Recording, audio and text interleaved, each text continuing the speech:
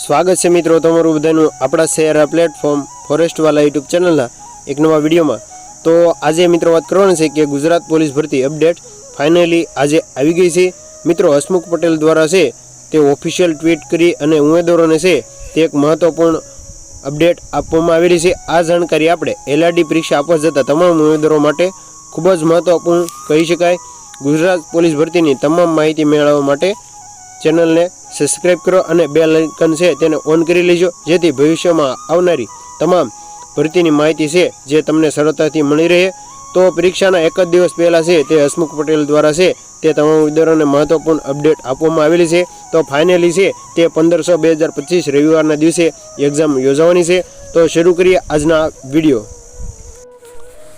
તો મિત્રો તમે સ્ક્રીન પર જોઈ શકો છો કે હસમુખ પટેલ દ્વારા જે ઓફિશિયલ ટ્વીટ આપી છે તેની સંપૂર્ણ માહિતી આપણે વિડીયોમાં મેળવીશું। તો વિડીયોના અંત સુધી બને રહેજો। તમે જોઈ શકો છો કે 2 કલાક પહેલાં જ હસમુખ પટેલ દ્વારા છે તે ટ્વીટ કરવામાં આવેલી છે કે લોકરક્ષક ભરતીની લેખિત પરીક્ષા માટે સૌ ઉમેદવારો ખૂબ જ ઉત્સુક છે। તો કોલ લેટર 5 વાંચી લેવી, પરીક્ષા સાથે લઈ જવાની વસ્તુઓ અને તૈયારી કરી લેવા સૂચના।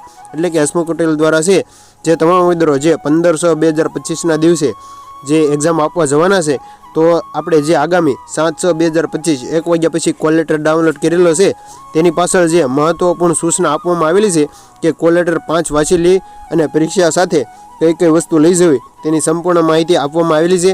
આપણી ચેનલ ઉપર તમને કોલ લેટરની તમામ માહિતી કઈ કઈ બાબતોનું ધ્યાન રાખવું તેની માહિતી તમને મળી જશે અને આગળ પણ આપણે વિડીયોમાં જોઈશું।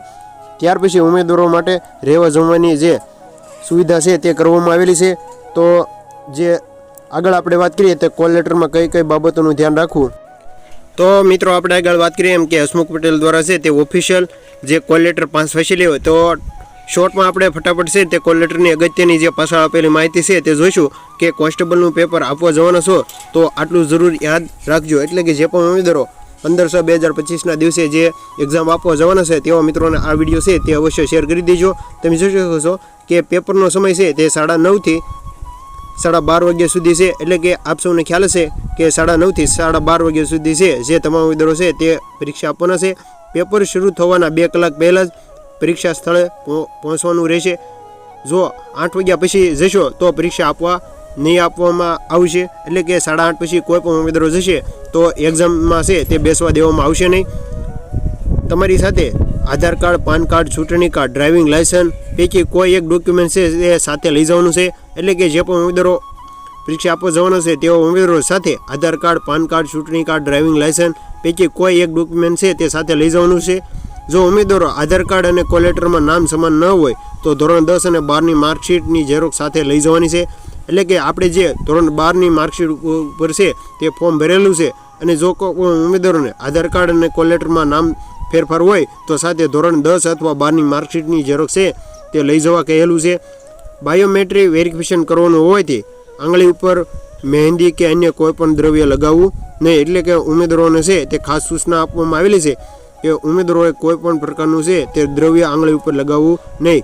સાદી કાંટાવાળી ઘડિયાળ સાથે રાખવી, ડિજિટલ કે સ્માર્ટ ચાલશે નહીં। એટલે કે ઉમેદવારોને કોલ લેટરની આપણે સંપૂર્ણ માહિતી આપવામાં આવેલી છે કે એરફોન, બ્લૂટૂથ ફોન કોઈ પણ યાંત્રિક સાથે લઈ જવા નહીં। જો આવું કરતા જણાશે તો ઉમેદવારોને ગેરલાયક ઠરશે અને આગળ કાર્યવાહી પણ કરવામાં આવશે, જેની ખાસ કાળજી રાખવી। પેપરમાં બ્લુ અથવા બ્લેક પેનનો ઉપયોગ કરી શકશે, જો જેલ પેન ચાલશે નહીં। એટલે કે ઉમેદવારોએ બ્લુ અથવા બ્લેક 2 પેનનો ઉપયોગ કરવો, સફેદ પેનનો ઉપયોગ કરવો નહીં। જો સફેદ પેનનો કોઈ પણ ઉમેદવારો ઉપયોગ કરશે તો તેની OMR સીટ છે તે તપાસવામાં જ નહીં આવે। પાસપોર્ટ સાઇઝનો ફોટો ઉપલબ્ધ નથી પરંતુ સાથે લઈ જવાનો રહેશે। પરીક્ષા કેન્દ્ર વધારે દૂર હોવાથી તો આગલા દિવસે પરીક્ષા સ્થળની નજીક જતું રહેવું અને ત્યાં રાત્રિ રોકાણની વ્યવસ્થા કરી લેવી। એટલે કે કોઈ પણ ઉમેદવારોને જો પરીક્ષા કેન્દ્ર બહુ જ દૂર હોય તો પહેલા દિવસે જ નજીક જતું રહેવું અને ત્યાં રહેવા જમવાની વ્યવસ્થા કરી લેવું। મુસાફરી દરમિયાન ખાસ ધ્યાન રાખવું તથા ખોટી ઉતાવળ કરવી નહીં। એટલે કે તમારી કિંમતી વસ્તુઓને ખાસ ધ્યાન રાખવું। ત્યાર પછી છેલ્લે લાસ્ટ અપડેટ જોઈએ તો જે પણ ઉમેદવારો આપણે OMR સીટમાં જે A, B, C, D જે આપણે ટીક કરવાનું છે તો એમાં E ઓપ્શન પણ આપવામાં આવેલો છે। જો કોઈ પણ ઉમેદવારો A, B, C, D ઓપ્શનમાં કોઈ પણ પ્રશ્નનો જવાબ નથી આવડતો ઈ છે તે ઓપ્શન અવશ્ય કરવાનું રહેશે. જો તમે ઈ ઓપ્શન નહીં કર્યું હોય તો પણ તમારો માર્ક છે તે ઓટોમેટિક છે તે બોર્ડ દ્વારા છે તે 0.25 માઇનસ કરીને જ બાદ કરવાનું રહેશે. તો આ વાતનું ખાસ ધ્યાન રાખજો. જો તમે ગુજરાત પોલીસ ભરતીની તૈયારી કરો અથવા કોઈ પણ મિત્ર આપવા જવાના હોય તો આ મિત્રોને તેના સુધી શેર કરજો. તો મળીએ એક નવા વિડીયો સાથે, ત્યાં સુધી બન્યા રહેજો.